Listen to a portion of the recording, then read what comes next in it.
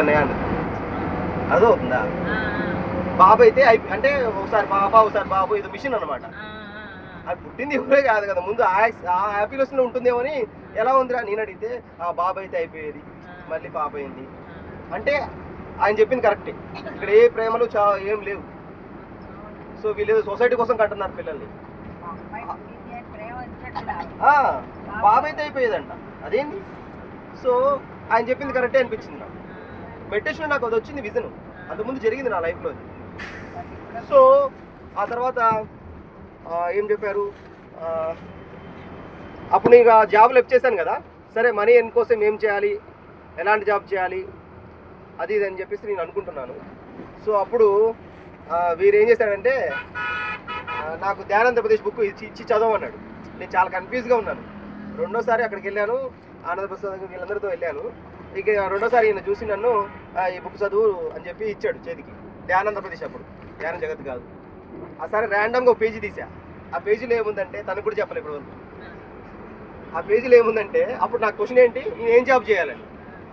ఆయన ఆ బుక్ ఇవ్వగానే అందులో యూఎస్లో ఎంఏ చేసిన ఒక స్టూడెంట్ అడుగుతున్నాడు, sir what should I do sir, software job hardware job అని ప్రతిసారి.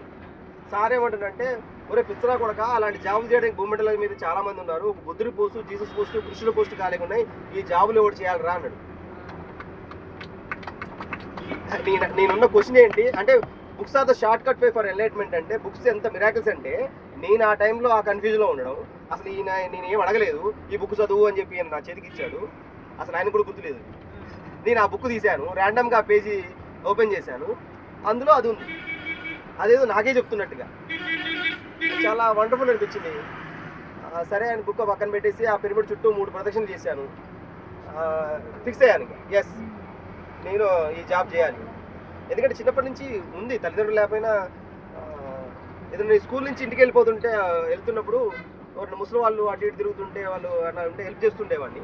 ఓ రోజు ఏం జరిగిందంటే, 4th క్లాస్ అనుకుంటా, 4th or 5th or 6th class వెళ్తుంటే ఒక ముసలి ఆయన పెద్ద ఆయన చాలా కన్ఫ్యూజ్గా రోడ్డు మీద అటు ఇటుగా ఉన్నాడు. ఎవరు అడుగుతుంటే ఏం చెప్పట్లేదు. లంచ్ టైం అనమాట, వెళ్ళిపోయి మళ్ళీ తినేసి మళ్ళీ మధ్యాహ్నం స్కూల్కి వెళ్తాం కదా, ఆయన ఏం చెప్పట్లేదు, ఎంత అడిగినా చెప్పట్లేదు. సరే అని చెప్పి నేను ఆ బ్యాగ్ ఆడ పక్కన పెడేసి ఆయన ఇంటింటికి తీసుకెళ్ళి అడుగుతున్నాను, ఈయన మీకు తెలిసిన ఆయన, ఆయన మీకు తెలిసిన ఆయన, ఆయన మీకు తెలిసిన ఆయన. ఆ స్ట్రీట్ అంతా తిరిగాను ఖమ్మంలో. ఎప్పుడు తెలుసా, మధ్యాహ్నం 1:30 నుంచి సాయంత్రం 6 దాకా తిరుగుతూనే ఉన్నాను ఆయన పట్టుకొని.